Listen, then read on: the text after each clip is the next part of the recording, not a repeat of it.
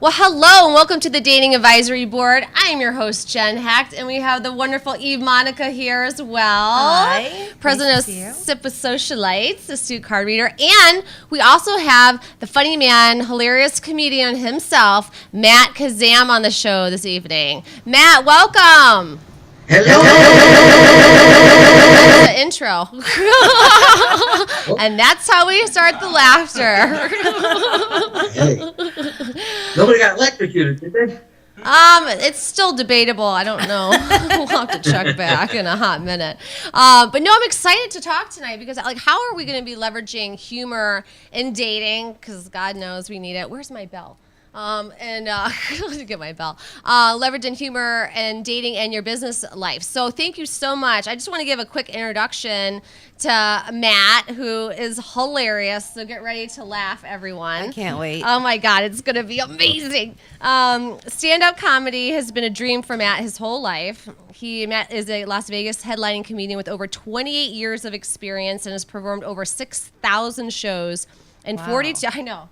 I mean, he's got some jokes. Okay, and 42 states and 7 countries, including 1,000 corporate events. Matt founded They Laugh, You Win to bring all his ideas of expertise under one roof and harness the depth of knowledge and the craft of humor and performing to provide the highest level of corporate entertainment and training programs and face-to-face marketing content. Matt has taught thousands of people and helped hundreds of companies leverage the power of humor to accomplish their goals. Yay! Welcome. Yay. Hi, Matt. Hello there. You both look beautiful, by the way. Thank Aw, you. thanks. Flattery will get you everywhere. Yes. That's the one thing I know. Humor I know, but that other one I also know a little bit too. Yes. Well, that's the thing, and we're going to get to that because I want to go over tips and tricks that we can utilize in business and in dating. Especially just going to Starbucks. How to strike up a conversation. Oh, that was my latte. Right? No, it wasn't. Well, no. But the thing is, if you go to my website, there's a stat that I kind of live by. Little kids laugh 400 times a day. Adults laugh 3 times a day. Oh, see, no. So not me. Now you guys bring up the average, which means some people laugh at none whatsoever. Right, but just think about every interaction you have all day long, not just social ones or dating ones, but just you're right. I leverage the power of humor. I never, and this puts it in business terms, I've never not gotten an upgrade, whether on a hotel, airline, because if it's a tie, the funny person is going to win.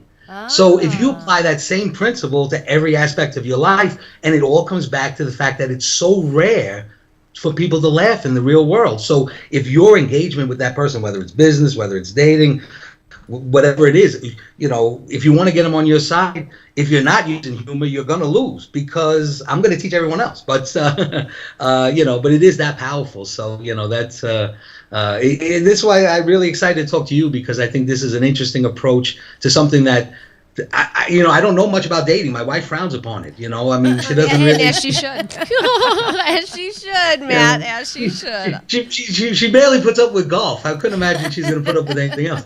But but if I think about having to date now, you better have every club in your bag. You better be using every tool possible because it's a tough game out there. It's hard out there. There's a lot of competition. Yeah. A lot of competition. Yeah, and on both sides, but I also think you got to be smart about how you approach it. And this is really natural to me because I've been for 28 years. I've been doing stand-up for 28 years professionally. I've always sold myself as a product, and that's what you're doing in the dating world. You have this advisory board, but you are the product. And you better understand what market, you even want to look for. I have guys all the time tell me I can't meet any good women. And I'm like, You're not where looking are you looking? right. I go, Yeah. go to a yoga class. Every single one of them is the most amazing woman I've ever seen on the planet. That's not a work in progress. What do you think you're going to, I mean, not that a bar, but a bar is pretty much going to the internet and going, my customer is everyone. You know, because basically a bar, the only prerequisite is that you're both semi-conscious. You know, there's nothing more Sometimes to a that's bar. debatable. What I've You're seen. not narrowing down. You're not narrowing Like down the air search, falling but down. you got to figure out what you want and where can I meet that kind of person, which is what I bet Eve is going to talk about, which is these networking events, which are perfect. But you want to go to these networking events with funny in your in your chamber, because you only have a certain amount of time with these people, and it's a way for you to stand out. So I'm real excited to get into this. If you can't tell. Yes. I'm excited too because I have a hard time with small talk. And I do like to be funny, and I've been told I'm funny, but I She's want to hear funny. like some things like break the ice. I'm excited for it. Yeah. Yeah. No, and everyone, this is the one thing, this is a kind of a new thing, and when we get into kind of why I started They Laugh, You Win, but I mean, everyone is funny. I'll ask at my seminars and my workshops, I ask, it's a trait that keeps us on this planet from jumping off a roof or something. We all have a sense of humor. It's built into us to put up with the stressful times. I mean, we're going to, like my wife and I, we laugh all the time. It's an important quality to have with your thing. We almost laugh as much as the amount of time she wants to kill me, which is good ratio. You need that ratio. Right. You need it there. And without the laughter, she might have killed you already. Right. Absolutely. Oh, yeah, actually, that show snapped. I know. What happened to Matt? Oh, he was bad tonight. I mean, the chopper is definitely going to be circling our house, but it's an important thing. So, so once I realized the power of it, but I hear people all the time go, "Oh, I'm not funny," and I go, "You're just not the funniest one in your group, but we're all funny. It's not like, let's not think that it's a trait that we all don't have. It's just there's the alpha funny in most groups, and that person's job is to be that's all, because usually that's all that person brings to the table. Like, he's not going to help you move, he's not going to do anything else. Right. But he's funny. He's the court jester. This job I have goes back to the dawn of time. I mean, it was part of the royal court. No other form of entertainment did they keep. But he was like, this guy can make us laugh. We're going to put him on payroll. That was like the first government job right there. We got benefits. It was a nice gig for the court until jester. you're not funny, and then they're like off Touch with your his head. head. Right. Exactly. Off with his head. We didn't like that Not every joke. job It is wasn't perfect. appropriate. But you're right. Everyone has that one friend who like doesn't really do anything, but they're funny and they add fun, and that's why they're there. Right. Yeah. So but that's only because people think that not everyone can do it, and that's what we're here to say is that you can, and yeah. Yeah, so let's talk about They Laugh, You Win, and I want to get into how you can break down the 3 phases of performing on stage. Yeah, absolutely. I mean, They Laugh, You Win is kind of my reinvention and my reaction to the climate of comedy today and the landscape of Las Vegas. So I know I want to be a comedian since I'm 3 years old. I used to show. I mean, they used to hover around my crib just watching me. I mean, I can do this one thing. People recognized it and nurtured it my whole life. That's and great. then by 6 years old, I'm doing shows for families and in little social clubs in town. But my father was an immigrant, and he said the one thing about being a child of an immigrant, he goes, I did not come to this country for you to tell joke, But if you're going to tell jokes, you better be the best joke man ever lived. And so he was a finance professor, and he broke it down analytically for me. And even as a kid, I started studying Charlie Chaplin, the silent comedians, and then, all the way up to the contemporary ones. And he took me all over the world to see comedians. And took me to Las Vegas when I was 10 years old, knew I wanted to have a show in Las Vegas, and decided that's what I wanted to do in my life. 35 years later, I get a show in the same room where I saw the show when I was 10 years old. So you visualize that goal and you put it out in the universe. Absolutely. The problem is, then I get to Vegas, and Vegas isn't Vegas anymore. This isn't a town where this became a corporate town now, where people come for work.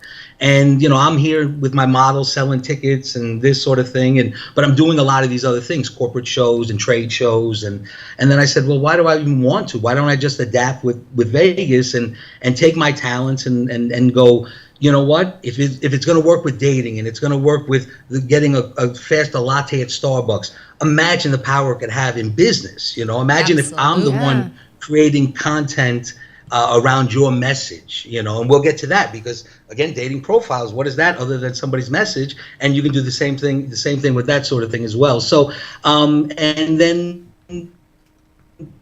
it just became, I realized my dream. It's really weird when you actually do the thing when you're a child and say, I want to grow and I want to win the Super Bowl. What the heck do you do after you win the Super Bowl?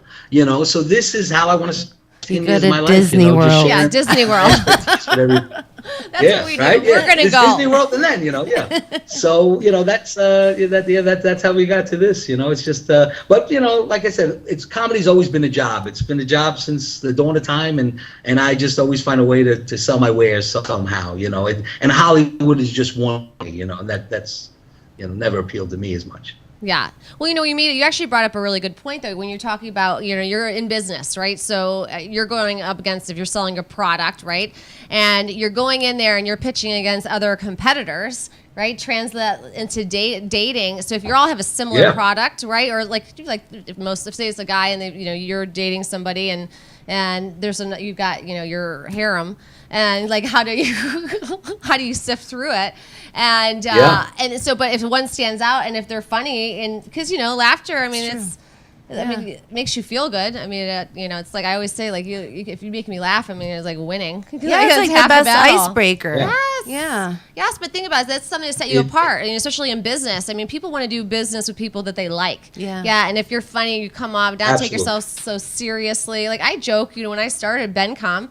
Right, I mean it's phone systems, right? And so I will say, like, oh, what do you do? I'm like, I sling phones, and so it's that's like, oh, that's funny, but it's something small, like, okay, you know what I do, but it sets it apart, so you remember it. But so you want to think about that. So let's go into that real quick before we go down. Like, so when you're talking about the phases, so when give us some examples when go through your phases of your public speaking. It really is. It's three things. I mean, it's three areas. It's what I do before I get on stage, what I do once I get on stage, and what I do after I get on stage. And even as you mentioned it, I think about it, and I have a sales program called Stand Up and Sell, where I teach sales people, professionals, that the sales opportunity can be a performance. And if you treat it as a performance, then the skills I use absolutely apply the whole way.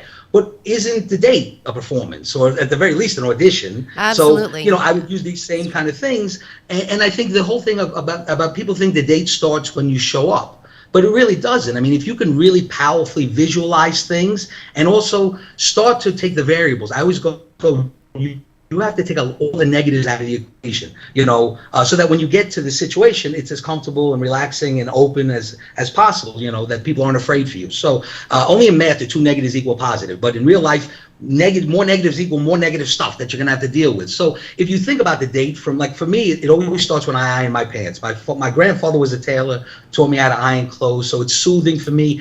But when I'm ironing my pants, that's when the show starts for me, and I start to get inside my head, and I start to see the show going successful, and think about the things I have to do once I get on stage, so that I'm not, when I get up there, I'm as comfortable and relaxed as I could possibly be. So I think that part of the beginning, people on job auditions, I always tell them it starts when you leave the house. You may not even know it, but the guy might also be watching you walk from the car, or vice versa. You may be watching the girl. You want to see how they interact with the maitre d'. These are huge things. I always say, I always watch the other speakers that go on before me. So, but if you watch how he treats people that technically don't matter, even though we know everybody matters, but that's how you can know, because he could be just conning you. So you want to be get-go out of your house. I've done the things, I've thought about the things I want to get across. How many times you go on a date, and this has probably not changed since the dawn of time, you're like, I didn't tell him that story about my sister, and that story about my sister tells him so much about me, because you're not just letting him audition you're auditioning that person. How much time am I going to waste on this cat? I mean, jack wagon. This is the whole thing, So many of those, as seen on TV, these guys that haven't put any of the work in and want you to take them as is, And I won't even buy a furniture cabinet as is, I don't want to, date this guy. So you also want to start to think about, what you want to get across about you, what you want to learn about them. How many times you go out there, you waste 3 hours, you didn't learn anything, because you didn't really have a plan. So I make my plan of attack before I get on stage.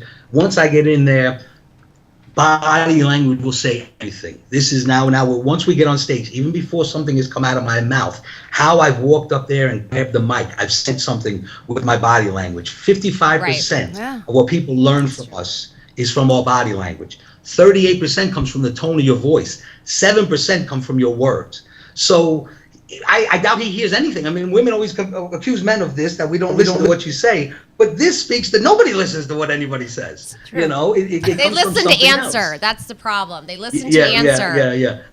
No, I think it's when they expect a reaction from you, you give them that reaction. I don't think it even matters what anybody says. But initially, you know, you want to think about what you're doing right there, and that's why I think those kind of things start to, and smile. It's amazing how much the first thing he should see is, look at those beautiful smiles. Everybody should see our smiles, you know. But if you don't tell yourself ahead of time, it's going to get lost once you get there, because you're going to be so worried, and you know, maybe things happen that's going to distract you. So have a plan going in, and after it, analyze it. Comedians, we always record. Now you can't record your date; that'd be creepy, I think. I think so. Eek. That's just some legislation around that. You know, I just brought him in for research.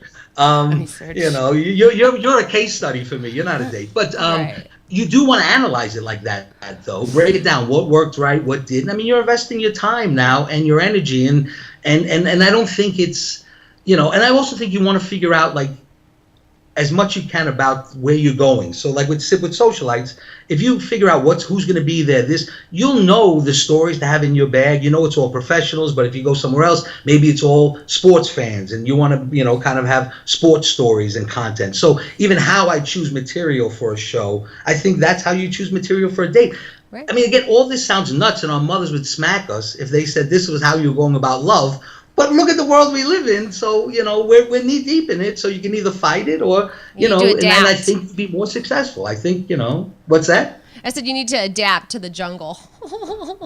I go, you better be able to pivot like a center in the NBA, because, you know, it's, you know, now in my world, I can't imagine why anybody would not want to, there wouldn't be a line forming to date both of you, you know, if you were both single. But I understand that we have to put our best foot forward, and getting back to all this, humor is a great way to do it, you know? Yeah. Well, us being single, I mean, it's harder out there too. I mean, it's just, the dating pool is just so big. That's why, you know, you're knowing who you are and what you want. Like, you bring it back. You made a good point though. You know, knowing what you want. And I always say, when you go into these dates, that because people get so nervous, like, well, I don't want to get on these dating sites. I don't want to do it because I'm so afraid, you know, because I don't know this person, and you know, and or they'll just start like, oh, they check off all these boxes, right? And then they get there and they create the story in their head, and then now they're nervous before that they even go in and meet this person, and you haven't even met them.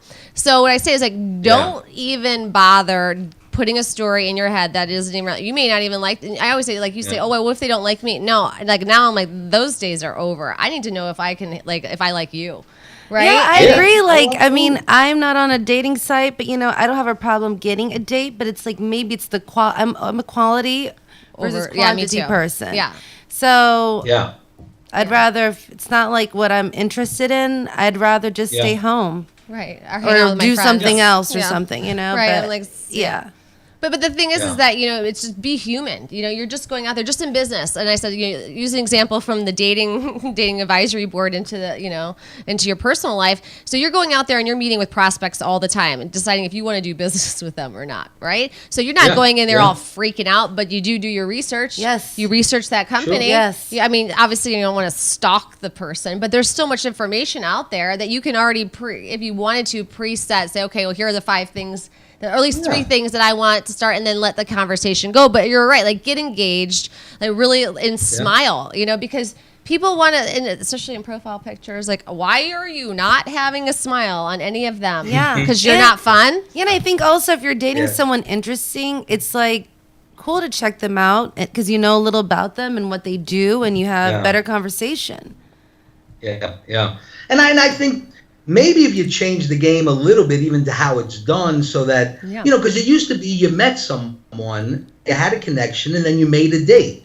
Yeah. Whereas it's now, it's like they don't even virtually ask you on a strained. date. It's like they're pen pals. Yeah. So I'm like, no, Yeah. I have enough friends. You trade to talk emails. to. You trade emails. Yeah. Right. Yeah. You trade emails back and forth like until you arrange a time where you're both gonna kind of be near that place already, and you go, we'll go over there. But so why not look at the dating thing different, where you're Right. gonna find the market of the pool of person that you want, go interact with these people, and then eventually start up a connection and then go from there, instead of hoping that your Prince Charming is going to be at a Bennigan's. I mean, it's nuts. And you Is just, that still open?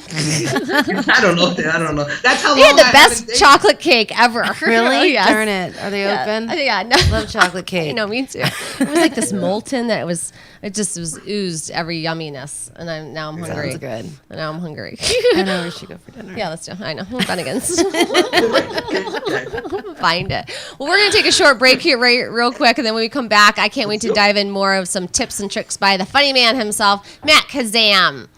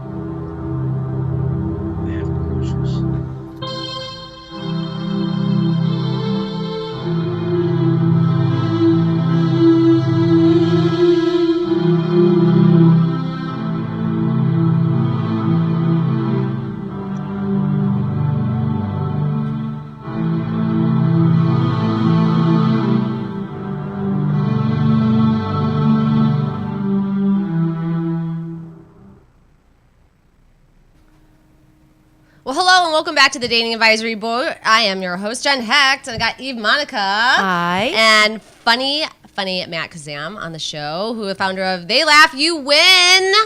So thank you so much for being on the show. I can't wait to find out some more tips. Okay, so let's get into icebreakers and jokes, right? Should men and women use to go up to someone and start a conversation? I mean, I kind of joked about the Starbucks thing, but I mean, No, but that's great. That's a great one. I mean, it's great, and I think, one thing people have to really understand, if you're going to go out and use humor, it's actually a lot easier than people think. People only laugh for two reasons. People laugh at a superiority, or they laugh at a commonality. That's it.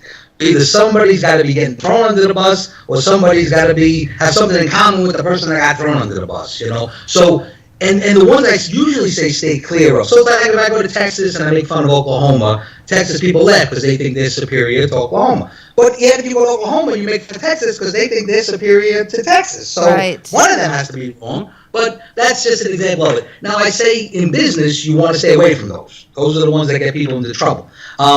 Commonality works much better in business. Find out what you have in common with these people. Find out what the brand has in common with the customers and whatever. But in dating, superiority might actually come into play, because just say you're a 40-something plus person in a bar. What do you have in common? You have something in common with this other person. You're both too old to be in this damn bar. However, you also have something superior, which is you're both 40 plus in a world of these 20-something, 30-somethings. So why not make fun of them, make fun of this situation, make fun of the fact that you're 48 years old and you're at a Bennigan's. I always say I'm 21 when I'm at a bar. Don't I always say that? Oh, I'm 21. Yeah, I'm 21. Yeah. So, and it isn't even, so I think, you can look for it in ways there, but you can also do it with sports. Just say you're both Bengal fans, make fun of the Steelers, you go up there, that's the icebreaker. So there's a lot of things. It's called crowd fusing, which is to kind of get that person to connect with you right away. It's kind of electric, but there's a lot of things that you have in common. Instead of you just going up there and telling a joke or something like that doesn't have anything. You want to maybe if you're both at the same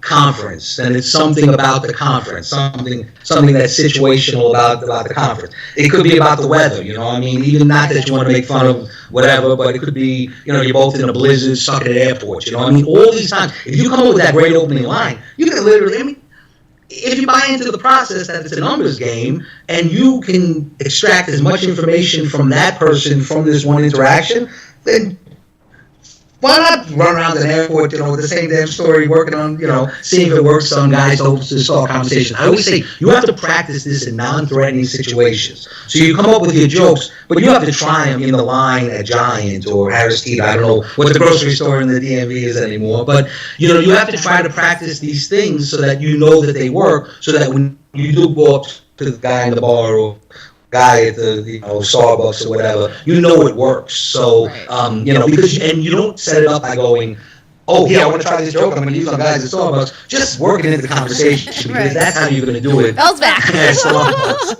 Yeah. Oh, and I get people all the time, and I tell them, they always go, I'm thinking about using this in my act. You're not going to get a real reaction about that. So, and then current events are a great one too. So, I think instead of looking for, well, what am I going to say when I do it? One thing about all of this, and if you're going to use humor, you have to lead with your truth.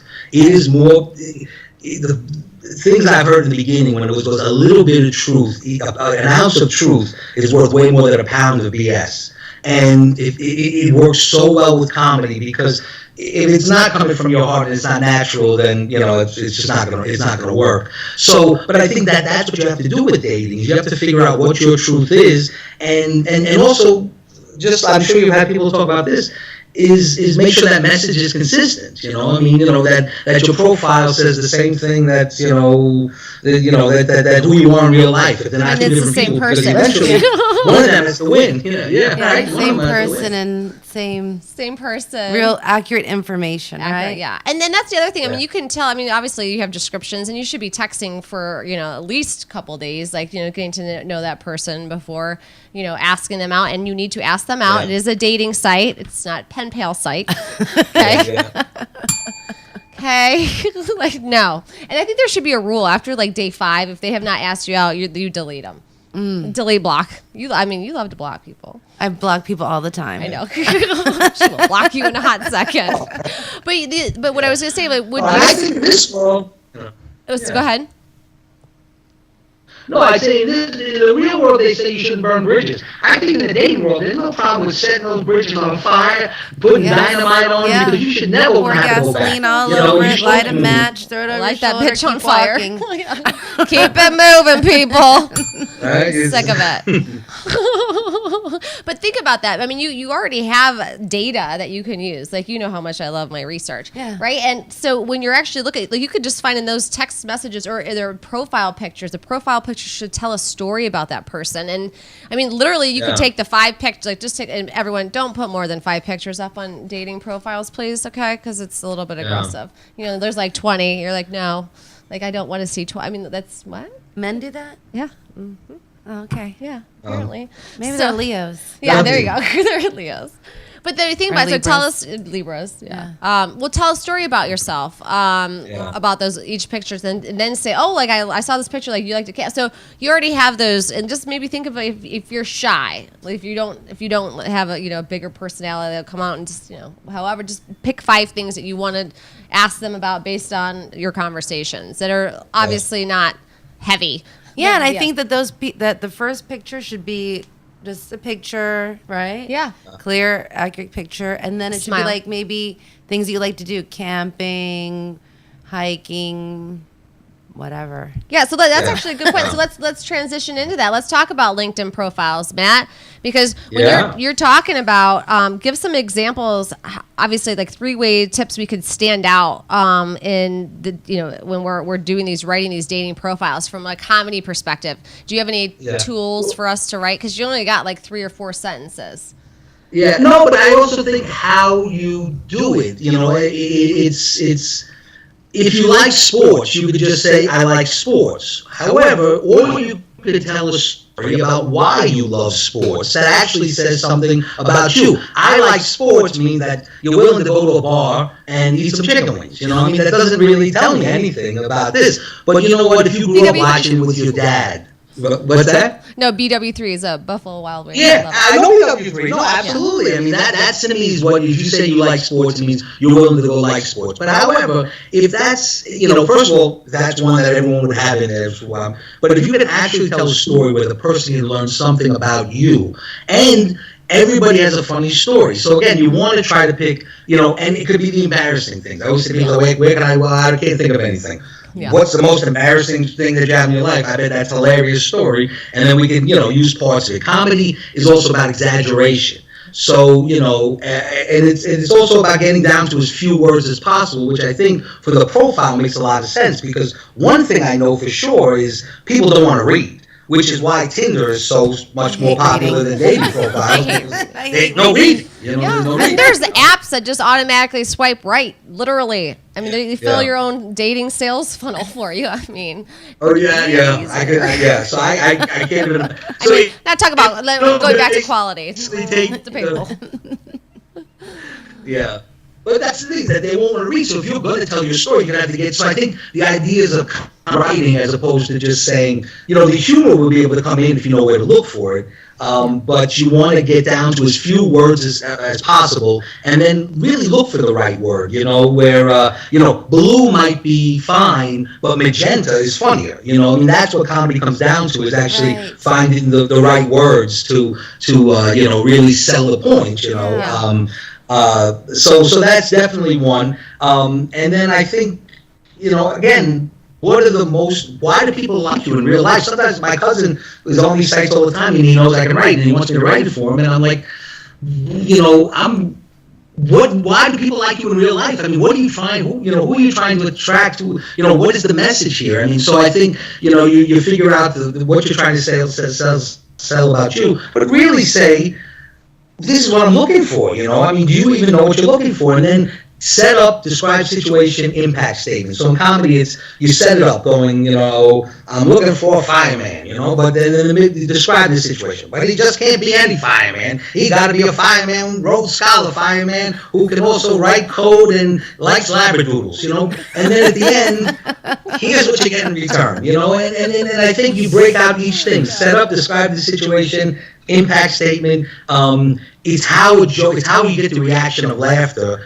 Even if laughter is not the thing, but it definitely will get a reaction. So, I think that you put that those sort of you put that in there, and then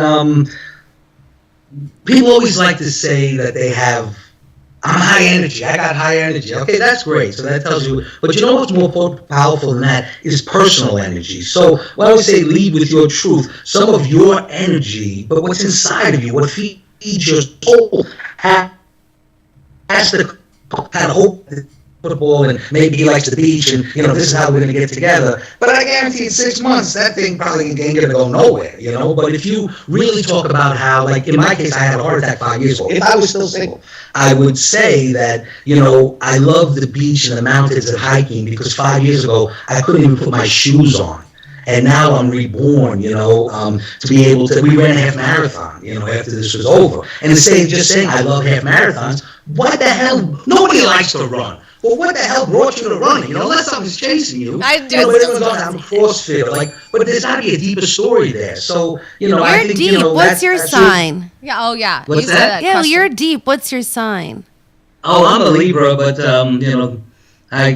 I could have been born under many moons many times in my life. I don't know what you, but I've only done this. I'm a social philosopher. That's what this job is, I've had to, and I've seen them at their best. I've seen them at their worst. 28 years of of them in my church, which is the comedy club. So yeah, I appreciate you saying that, Phil. That's very sweet of you. It's true. It's true. You're funny. I mean, Matt helped me when I was at camp. Shout out to Camp Maverick, to Yannick. And I was, woohoo, so much fun, awesome. But you helped me because I was telling the story when we were, had this about what happened with, my son in the car, and then he actually helped me kind of make it funnier by just giving it as an example. I mean, it was really kind of neat. Like like he said, like shorten it down. So short story, my son basically puked all over my car, like 60 miles left to go. Like you could not get out of the car. And I'm like, this is some shit. And I had no wet wipes left and nothing. I mean, it was fine. Like he was fine. He was just a lot of hills going through the mountains and everything. But Matt was really, really good because he took that, right? And he said, okay, now, and gave examples how you can trim that down, just like you would in business. So he'll go into corporations and say, hey, okay, what's your pitch? Because a lot of times people will say, oh God, like we're going into these meetings and PowerPoint, like no, make it short, right? Are you going in there and just saying here, like shorten this up? Yeah. Yeah, and think about it. Everyone has great stories, but they're too long. Nobody wants to listen to that story so long. But you know what? You can rewrite it. In joke writing, editing is everything, and in joke telling, timing is everything. Yes. So but if you get it down to where there's just enough words, and for me, I can even see the beats. That our speech patterns could have an actual cadence, but. If you work on this, you will be a better. And public speaking is one-on-one even. I close every one of my seminars with telling people how to get out of a speeding ticket, how I've gotten out of a dozen speeding tickets, because that is the ultimate public speaking situation. You one-on-one. What did you say? Let's dial back a minute. Let's help out everybody. What's the magic phrase? Yeah. Listen, again, just lead with the truth. You're not going to talk your way out of the ticket. I admit to what I did before you even get to the car. I really was flying, wasn't I? Yeah. Did that work? No. No. No. They got body cameras now. Dewey. Oh my God, I love it. Yeah. So you lead by that, but also, so talk about this though, because there's a difference between being funny and trying to make a joke at someone else's, by putting them down, and I think you see that a lot. Yeah. So talk about like where the line is drawn from the funny versus like just being nasty. Wow. Well, the things that actually make comedians laugh that we tell each other. When we're telling them to each other, it's not as bad, there's a famous joke, The Aristocrats, that is the most horrible evil joke, but it's a joke told among comedians. So I think the line is dictated by your audience in a lot of cases. So what's the joke? What's the joke? We want to hear The Aristocrats. No, it's way too. Well, I guess we're not on. It's just about a family goes into a talent agent's office. It's a horrible joke. Called The Aristocrats, but it's the family goes into a talent agent's office. To the talent agent, I got a great act for you. And then that talent agent goes, what is that act? So in the middle, it's the most horrible, sexual, dirty, filthy things that you could imagine. Every comedian writes his own narrative in the middle of a joke. Okay. And the way that the joke is funny to us is that somebody takes it even further than the most disgusting version possible, okay? Yeah. But my audience is another comedian. I'm never going to be able to offend him. So, if your audience is a Bible school teacher, so you're going to have to take some, because I don't believe political correctness has any room in dating. I think dating is hard. Love is easy, if you're a person who tells those kind of jokes, it's better for that person to hear it. Yeah. Because they're going to like those, or you're going to have to live a lie that you're not this person for the rest of your life. So, and maybe I'm just a chick that likes telling dirty jokes. Ain't nothing wrong with that. In our society, don't let anybody judge you. If you get around us at dinner, it is aggressive, or brunch. Right? It is like we're. Yeah, 3 bottles of champagne you just get all sorts of crafty. Yeah. But that's superiority. I think we know the things we can't do. It can't be, again, there can't be a victim in the joke, not a real victim. Somebody you can't be like intentionally oppressed in our society. And I think if you just use common sense, I really, when people get in trouble all the time, I'm like, well, that's just that you're in trouble because you're an idiot. Everyone knows you can't say that. You know, and then we have to decide, do they actually think that? And if they do, then there's a deeper problem. But you know, I mean, something there. So like you need to check yourself. Yeah.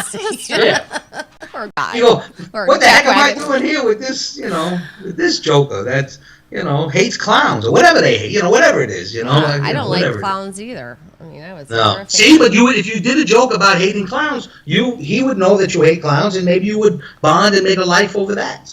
Yeah. That's a good point. Yeah, P. Diddy hates clowns. Maybe he's your soulmate. Yeah. I don't know how kids don't even like clowns anymore, so I don't even know who they're for. Oh yeah, this killer clown thing all going on. This It movies came out, right? It, where the clowns in the sewer. Yeah, it's clowns in the sewer. Oh yeah, honey. It's I'm not into horror movies. I'm not into horror movies. I can't even do it. No. But now my son's like, there are killer clowns in oh my God, freaking Falls Church. He's like, Mom. He goes, if we seriously dialed 66666, they will come to us. I was like, nobody is dialing that number in my home tonight. So let's just where did this come from? It's like a movie. It's a new movie that came out. It's like creepy. Is it like a Stephen King movie? Yes, it's one of like a remake. It's a remake. Oh no. Yeah, no. I won't be seeing that like one. no, and they're like literally. So now every time I walk by, where the gutter, I'm like, I know you're down there. I know you're down there. I know you're down. Oh my God! And he's like, Mom. I'm like, don't say it. He's like, killer. I'm like, stop. He's funny. He should be a comedian. Oh my God. Killer Clowns of Montgomery County. I don't see. Yeah, I don't know. But Killer Clowns of Potomac. Yeah, Killer Clowns of Potomac. That's the new show. That's the new show. I know. Like, watch your sewers, people. You never know what's coming at you. Are they in the sewers in Potomac? I don't think they. Oh yeah, no. There's one. Okay, here's a true story. So like, I live on a cul-de-sac, right? And so the boys play baseball, and then one time it got so close to the draw on the sewer drain. They're like, don't have the ball go in. They're down there. I'm like, oh my God. And the first thing I'm thinking to myself is like, how in the hell am I supposed to get these children to bed now? And how many times are they going to wake up tonight? Yeah. I mean, the only thing they've really got going on in Potomac are these deer. Oh yeah, I mean, I killer deer. Killer deer, yeah. And, raccoons. Raccoons. Raccoons. There's all sorts of animals. Yeah. I live like basically in the forest, so it's fun to see all sorts of stuff. Anyway, so we digress in the killer clown issue, but anyway, so what other tips I want to get? We got a few minutes. I want to get into this dating dictionary, which is always a fun segment. I can't wait to hear your piece on that. So talk to us. Tell us like how people can. And I'm crying too. That was funny. Can you tell us? Like how people can work with you and where they can find you? TheyLaughYouWin.com is a great way to find me. LinkedIn is just Matt Kazam, Kazam. But I it really is my mission now to share. Anyone with the talent level, the experience that I have, is in Hollywood trying to be the mailman on The Big Bang Theory. It's no one has really tried to do this, so I'm kind of creating the space on my own. So, I think if you are doing something with humor, think of me as a think tank. I mean, the greatest comedic minds are not in the business world, maybe until now. And so even if you don't think there's a way I can help you, go check it out and maybe we just have a conversation for sure. Yeah. That's awesome. Well, we're going to take a short break, and then we're going to come back, and we're going to do our dating dictionary segment and hear from Matt, too, and get his input and his funny jokes around these dating terms. I can't wait. Okay. All right, we'll be right back.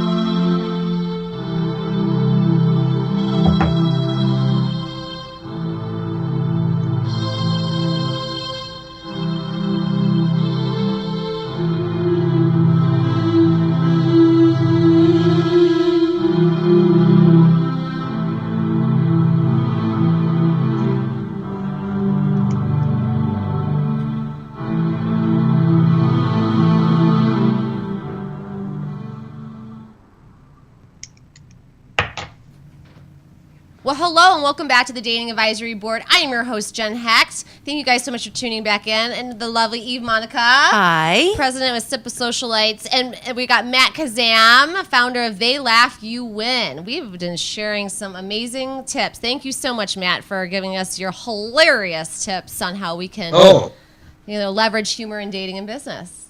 So I'm excited. My pleasure. This is so much fun. I can't wait to see what's next. Okay, so what's next? All right, so here's the deal. So for those of you, I like to talk about the dating dictionary terms because a lot of people ask me, and I said, you know what, I'm going to do it every show because there's so many terms out there right now that people don't know what's going on and how to respond. So I'm going to go through the basics, and then we'll talk a little bit about, some of these are funny.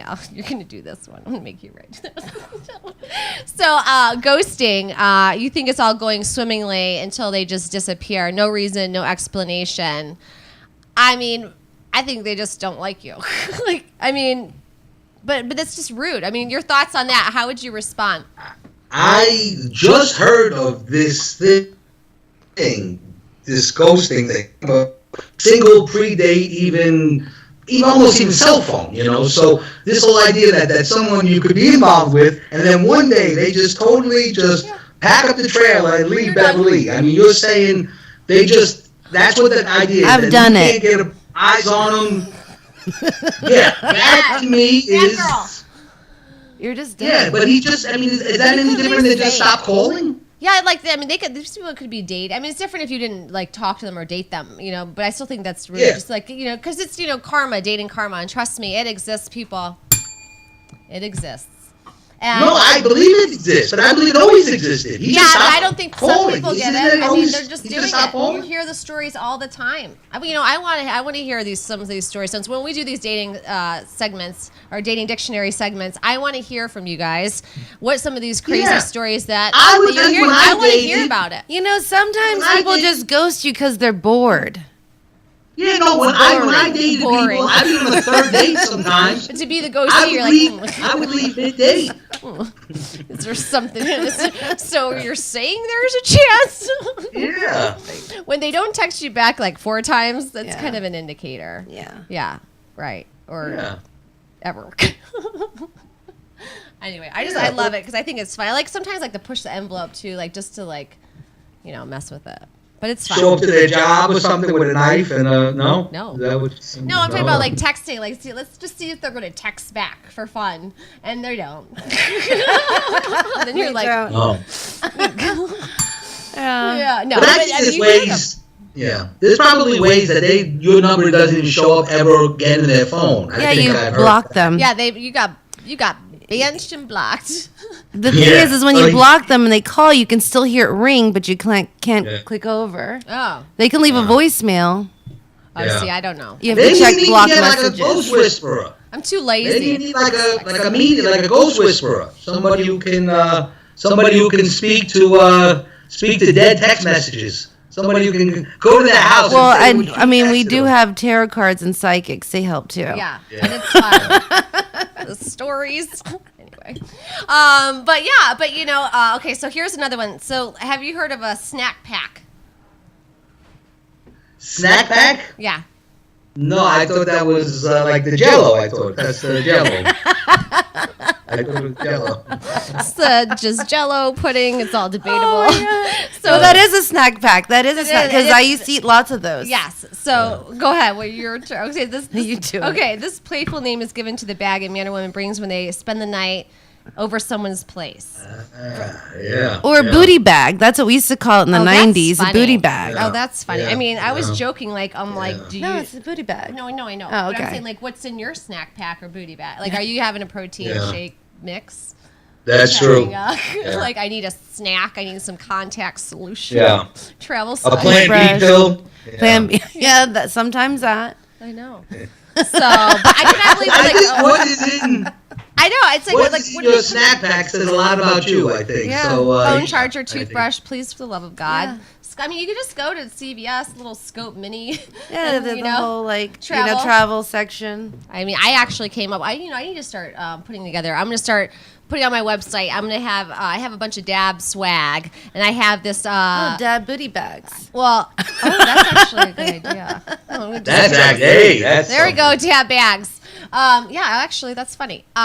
Or snack packs. Or snack packs. But I have this to go for traveling because you never know when you're going to be traveling for business or pleasure, right? Or a little of both. A little of both, right? And so you have this little travel toothpaste and kit. So it's really cute. Yeah, so it's like toothbrush with floss and then so and it cute. zips up, so it's reusable. And I loved it because it was just easy, and I was giving it away to my guests. Also But then a very Virgo kind of, gift to give. yeah. She's a Virgo. I was like, oh, okay. Yeah. But we got some, you know what? We got some really cool stuff coming with these wine glasses. Yeah. With the hashtags. Wait till you guys see this. I'm doing a limited edition, so I will keep you updated. But anyway, so we got literally 3 minutes. So I wanted to, so tell us some of the events, Eve, that's coming up. Gosh, I have 2 that I'm involved with. The first one is next Wednesday, September 27th at Oz Restaurant and Bar in Clarendon, 2950 Clarendon Boulevard.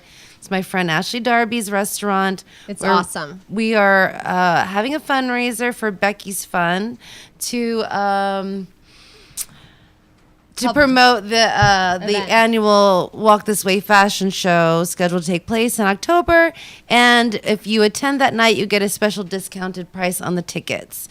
And we already have Vernon Davis confirmed as a guest and Gary Clark and a few other ones on the way. And it's going to be a great time. Yeah, so that's why you will not see me next week because I will be there. And I'm excited. Maybe there'll be some single guys there. A lot of athletes. I mean, I'm an athlete. I mean, I work out. Yeah. Tennis pro. I mean, I bring the snack back. It's debatable. Oh my God, I love you. Anyway, but thank you again, Matt. And make sure everybody follows Matt. Go on his LinkedIn. Make sure you send him a message. TheyLaughYouWin.com. He is so funny and such a great, genuine guy. I missed your face from camp. I'm like depressed when I came back from camp. Seriously, everybody was so positive and wanting to help. I mean, I just loved it. So thank you, Matt. Appreciate it. You got it anytime. Good luck. Yeah. And then You're phenomenal. Thank you, I know. Matt. I can't wait to go back and look at this. And thank you, Eve, so much. I really appreciate it. You are funny. You're funny, too. All right. Well, we are signing off here on the Dating Advisory Board. So make sure you keep following us on Twitter. Give us your comments. And we can't wait to talk to you soon. All right. Bye. See ya. Bye.